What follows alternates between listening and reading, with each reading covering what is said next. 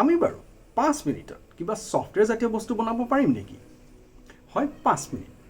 আজি দুদিনমানৰ আগতে মোৰ এজন বন্ধুৱে মোক ফোন কৰি সুধিছিল তুমি 5 মিনিটৰ ভিতৰত কিবা সফটওয়্যাৰ জাতীয় বস্তু বনাব পাৰিবা নেকি ব্যৱহাৰ উপযোগী তাকো কোনো কোডিং নকৰাকৈ হয় 5 মিনিটত কোডিং নকৰাকৈ আমি সফটওয়্যাৰ কেনেকৈ বনাম মই শুনি আচৰিত হৈছিলোঁ কিয়নো 5 মিনিটত আমি একাপ চাহু ভালদৰে খাব নোৱাৰোঁ তেনেস্থলত কোডিং নকৰাকৈ ব্যৱহাৰ উপযোগী এটা সফটওয়্যাৰ কেনেকৈ বনাম বা সফটওয়্যাৰ জাতীয় কিবা বস্তু আমি কেনেকৈ বনাম হয় আমি নিশ্চয় পাৰিম আমাৰ কম্পিউটাৰত ইনষ্টল হৈ থকা এটা পৃথিৱী বিখ্যাত সফটওয়্যাৰ এটা হিডেন ফিচাৰ আছে যাৰ সহায়ত আমি এটা সৰু সফটওয়্যাৰ জাতীয় বস্তু তৈয়াৰ কৰি উলিয়াব পাৰোঁ আমাৰ দৈনন্দিন জীৱনত আমি ডাটা এন্ট্ৰিৰ কাৰণে ব্যৱহাৰ কৰা সফটওয়্যাৰ মাইক্ৰ'ছফ্ট এক্সেলত এটা হিডেন ফিচাৰ আছে তাৰ নাম হ'ল ফৰ্মছ ফিচাৰ এই ফৰ্ম ফিচাৰটোৰ সহায়ত আমি এটা অকণমানি ফৰ্ম বনাই ডাটা এন্ট্ৰি কৰিব পাৰোঁ তাকো 5 মিনিটত আহক আজি আমি শিকিম কেনেকৈ আমি ফৰ্মছ ব্যৱহাৰ কৰি মাইক্ৰ'ছফ্ট এক্সেলৰ সহায়ত এটা সৰু সফটওয়্যাৰ জাতীয় বস্তু বনাই আমাৰ দৈনন্দিন জীৱনটো কিছু সহজ কৰি পেলাব পাৰোঁ আহক মোৰ কম্পিউটাৰলৈ তাত মই দেখাম আপোনালোকক ষ্টেপ বাই ষ্টেপ কেনেদৰে এই হিডেন ফিচাৰটো আপোনালোকেও ব্যৱহাৰ কৰিব পাৰিব আহক আমি আজি যেটো বস্তু বনাবলৈ লাইছো সেইটো কোনো সফটওয়্যাৰ নহয় কিয়নো আমি সকলোৱে জানো যে 5 মিনিটত প্ৰগ্ৰামিং নকৰাকৈ কোনো সফটওয়্যাৰ বনাবলৈ নোৱাৰি আমি আজি চাম কেনেকৈ মাইক্ৰ'ছফ্ট এক্সেলত এখন ফৰ্ম ডিজাইন কৰি আমাৰ ডাটাৰ এন্ট্ৰিখিনি আমি সুচল কৰি পেলাব পাৰোঁ তো মোৰ কম্পিউটাৰত মই এতিয়া এক্সেল উলিয়াম এক্সেল মই এখন ব্লেংক ৱৰ্কবুকৰ পৰা আৰম্ভ কৰোঁ কিয়নো মোৰ লগত কোনো তথ্য নাই ব্লেংক ৱৰ্কশীট এখন খোল খাইছে মই অলপ ডেমো ডাটা ভৰাই লওঁ student name father name class roll number mobile ঠিক আছে মই চেলকেইটা অলপ ৰিচাইজ কৰি লওঁ অ'কে তাৰপিছত হৈ যাওক মই কেইজনৰ ষ্টুডেণ্টৰ ডেমো ডাটা ভৰাই লওঁ ফাদাৰ নেম ভৰাই দিছোঁ মই ক্লাছ ভৰাই দিওঁ মই ৰোল নম্বৰ ভৰাই দিওঁ আৰু ঠিক আছে মই আৰু এজন ষ্টুডেণ্ট ভৰাই লওঁ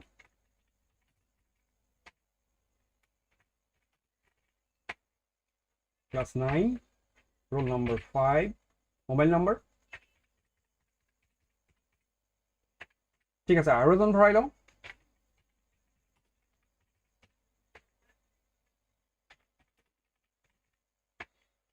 class 5 roll number 2 mobile number ঠিক আছে এতিয়া আমি বিচাৰিব লাগিব সেই হিডেন ফিচাৰটো যেটো লুকাই আছে অপচনছ ওকে অপচনছলৈ গৈছো ফাইল অপচনছ আৰু মই যাব লাগিব কুইক এক্সেছ টুলবাৰ ইয়াত মই বিচাৰিব লাগিব commands not in the ribbon আৰু মই বিচাৰিব লাগিব ফৰ্ম পাইছো এই ফৰ্মক ইয়াত থকা এই এড বাটনটোৰে মই ক্লিক কৰি ইয়াত সোঁহাতে থকা এই পেনেল খললৈ মই পঠিয়াব লাগিব ঠিক আছে মই ক্লিক কৰিছো এড আহি গৈছে ৰাইট হেণ্ড পেনেললৈ ওকে ঠিক আছে মই দেখা পাইছো লেফট হেণ্ডৰ টপ এই কৰ্নাৰটোত এটা নতুন টুল আহিছে তাৰ নাম ফৰ্ম আমি যদি ফৰ্ম সঘনাই ইউজ নকৰোঁ তেনেহ'লে তাক আমি ডিজেবল কৰি থব পাৰোঁ এনেকৈ file options quick access toolbar from remove okay এই ওপৰৰ টুলবাৰৰ পৰা এই ফৰ্ম টুলটো আঁতৰি গ'ল ইয়াক পুনৰাই নিবৰ কাৰণে যেহেতু আমি এটা ব্যৱহাৰ কৰিম file options quick access toolbar commands not in the ribbon মই ফৰ্ম বিচাৰিব লাগিব এড ওকে মোৰ ওপৰত আহি গ'ল ফৰ্ম টুলটো এতিয়া ইয়াত মোৰ যিখিনি ডেমো তথ্য আছে এই তথ্যখিনিক মই প্ৰথমতে এখন ডাটা টেবুললৈ কনভাৰ্ট কৰিব লাগিব আৰু ইয়াক কনভাৰ্ট কৰিবৰ কাৰণে হোম গ্ৰুপত ইয়াত ফৰমেট এজ টেবুল মোৰ লগত এটা টুল আছে কিন্তু ইয়াত বহুতো ষ্টাইল আছে আৰু মোক এতিয়া এপ্লাই কৰিবলৈ কিছু সময় লাগিব সোনকালে কৰিবৰ কাৰণে মোৰ লগত এটা শৰ্টকাট আছে মই যিকোনো এটা সেলত ক্লিক কৰি আৰু মই টাইপ কৰিম Ctrl T আৰু এন্টাৰ Ctrl T একেলগে Ctrl আৰু T একেলগে হিট এন্টাৰ এন্টাৰ আকৌ এবাৰ মই যিকোনো এটা সেল ক্লিক কৰিম Ctrl T একেলগে আৰু হিট এন্টাৰ যেতিয়া মই এন্টাৰ মাৰিব লাইছো তেতিয়া মই এটা পপআপ দেখা পাইছো ইয়াত পপআপত কৈছে where is the data for your table আৰু এটা ডাইনামিক ফৰ্মুলা লৈছে A1 to E4 আপোনালোকে এই ফৰ্মুলাটো চেঞ্জ নকৰিব কিয়নো এইটো দৰকাৰ হ'ব নহলে কাম নকৰিব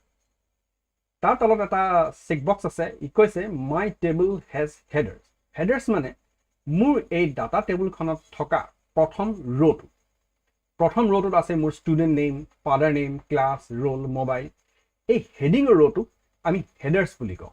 আৰু এক্সেলে সুধিছে যে তোমাৰ হেডিং ৰো আছে নেকি যদি আছে তেনেহলে তথ্যখিনি ডেফিনেটলি 2 নম্বৰ ৰৰ পৰা আৰম্ভ হ'ব মই কলো হয় আছে ওকে লগে লগে ই এখন ডাটা টেবুললৈ কনভাৰ্ট হৈ গ'ল ইয়াক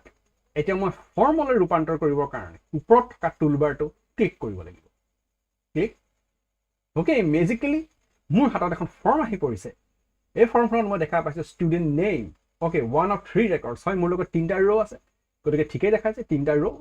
ওকে মই চাও fine next okay Priya Das ঠিকই আছে নেক্সটত মোৰ আছে ৰাকেশ বৰা চাও মই ক্লিক কৰি চাও fine next yes Rakesh Bora ঠিকই আছে ওকে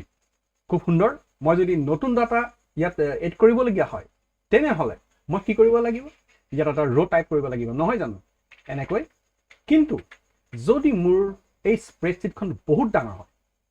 ধৰক মোৰ লগত এখন A3 সাইজৰ শীট আছে য'ত নাই কমেও 18-20টা কলম আছে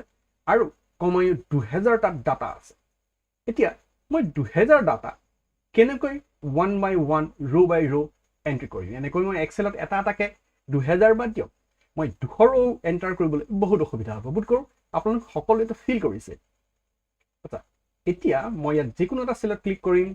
ফৰ্মত যাম এখন ফৰ্ম পাম আৰু ইয়াৰ সহায়ত মই নতুন ডাটা সহজে এন্ট্ৰি কৰিব পাৰিম ওকে মই এটা নতুন ডাটা এন্ট্ৰি কৰি চাও নিউ ষ্টুডেন্ট নেম এটা ষ্টুডেন্ট নেম দিও Seema Saikia father name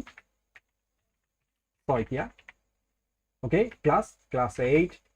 roll number 15 mobile number এটা ভৰাই দিও ঠিক আছে মই এন্টাৰ মাৰি দিও ইয়েস কাৰেক্ট এই সীমা শইকীয়া আহি গৈছে মোৰ লগত 5 নম্বৰ ৰোত সোমাই গৈছে খুব সহজভাৱে মই এখন ফৰ্ম বনাই ল'ব পাৰিলো আৰু বেছি সময় নালাগিল জাস্ট এটা হিডেন টুলৰ সহায়ত ঠিক আছে মই একচুয়ালি বিচাৰিবও পাৰো যদি মই বিচাৰিব বিচাৰিছো তেনেহলে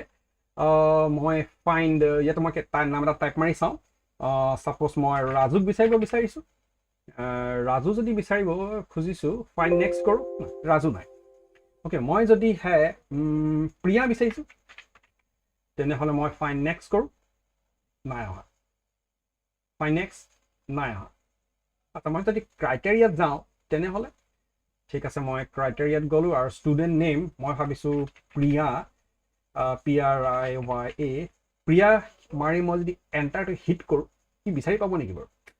ইয়েস ডেফিনেটলি পালে হয় ইয়াক বিচাৰিবৰ কাৰণে আমি কি কৰিব লাগিব যিকোনো এটা সেলত ক্লিক কৰিম ফৰ্মখন উলিয়াই লম আৰু তাৰ পিছত মই ক্ৰাইটেৰিয়াত যাম আৰু ইয়াত মই টাইপ মাৰিম ৰাকেশ RAKESS ৰাকেশ মাৰি মই এন্টাৰ ক্লিক কৰিম এন্টাৰ ইয়েস ৰাকেশ বৰা পালে যদি নেপায় তেনেহলে হি এটা সাউন্ড কৰিব ফৰ্মত গলো ক্ৰাইটেৰিয়াত গলো আৰু সাপোজ মই বুবুল